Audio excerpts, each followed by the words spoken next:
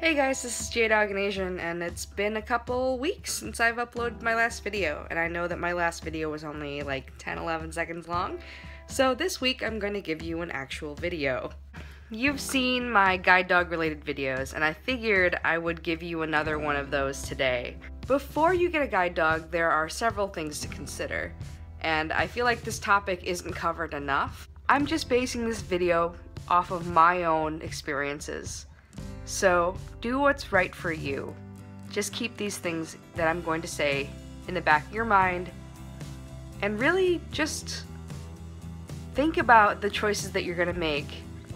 You know, this is a big deal. You're getting your first dog, or you're about to get your first dog. Really, really consider everything. Cover all those bases. I'm not trying to be negative in any way by making this video, but I also want to make sure that people know what they're getting themselves into. I should also mention that this video isn't meant to scare you away from getting a guide dog. Guide dogs are wonderful. They help so many people in so many different ways, and I can say that from personal experience. Having a guide dog is not hard per se, but it's not really easy either. You have to make sure that you have all of your bases covered in case something happens, in case of emergency. There might be a situation where you're gonna freak out. You know, things happen, and I mean, you have to be ready for those kinds of situations. First and foremost, I would say do your research. Find a school or a private trainer or owner train your dog. You know, everyone has a different opinion on how they want to go about finding their service dog or their guide dog. Generally, I think people go with an organization. Like, for example, my dog is from the Guide Dog Foundation. And I do know several people who have privately trained their guide dogs and or owner train their dog. It's all based on personal preference. However, I do think the majority of people who are looking for a guide dog get it from an organization. The objectives I'll be sharing are from my own experiences going through a guide dog program through an organization, so just keep that in mind. There's just a bunch of questions that you have to ask yourself before really diving into the application process.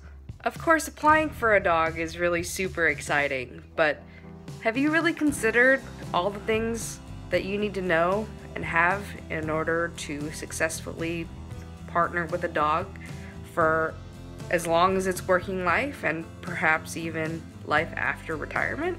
Are you ready to make that kind of commitment to yourself and to your guide dog? For myself, the biggest question was, will I be able to afford taking care of a dog? The care of a dog costs way more than the care of a cane. Animals require food, shelter, veterinary care. There's a lot that goes into making sure that a dog is healthy and happy.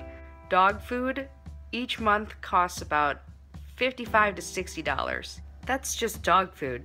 Think about other needs like, for example, pickup bags, or leashes, or a halty. Musher's Secret, which is a wax that you put on your dog's feet for when it's too hot or too cold outside. Dog boots, raincoats. I mean, there's a bunch of things that your animal might need depending on where you live. As far as vet care goes, you have to take your dog to see the vet annually, and that visit could vary depending on which vet you go to. Also, medication is a necessity, and all of its shots are also a necessity because your dog will be out in public. For example, some of the medications include heartworm medication and flea and tick preventative. Don't forget to look into how close or how far you are away from a vet's office. Is your dog going to be able to get the proper care in an emergency situation? There's a lot of stuff to consider when it comes to financially being able to afford having a dog, and especially a guide dog, because you're going to be working with your dog every single day. That animal has to be healthy in order for you to have a lasting partnership. Another thing to consider is your own health.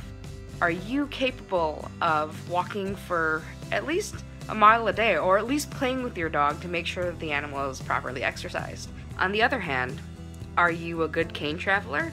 Can you travel independently from point A to point B? Are you afraid of crossing streets? Are you afraid to ask for help? If you can't travel independently, it's going to be harder for you to receive that guide dog. The guide dog school is going to assess your O&M skills, whether it be via video submission or if they come to your home. But if you're not a confident traveler and you don't know where you're going, it's going to be hard for you to communicate that with your dog. I guess the upside to that would be the two of you would get lost instead of you being lost by yourself. But in retrospect, it's better to be a confident traveler when you're working with a dog. This last one is more fun. But are you asking yourself what breed of dog you would like as your guide?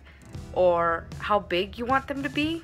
If you go to a school, obviously they're going to match you with the dog that best suits you and your lifestyle. My advice would be to follow what the school suggests, but don't be afraid to express the kind of dog you might want to work with in the application process. I know this was a long and rambly video, but hopefully this was helpful to you.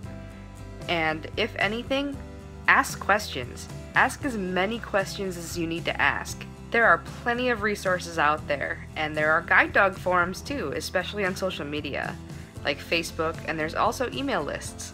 So, if you have any questions, feel free to message me, or check out the Guide Dog Handlers Network on Facebook. That's it for me, guys. Thanks for watching, and I'll see you guys later.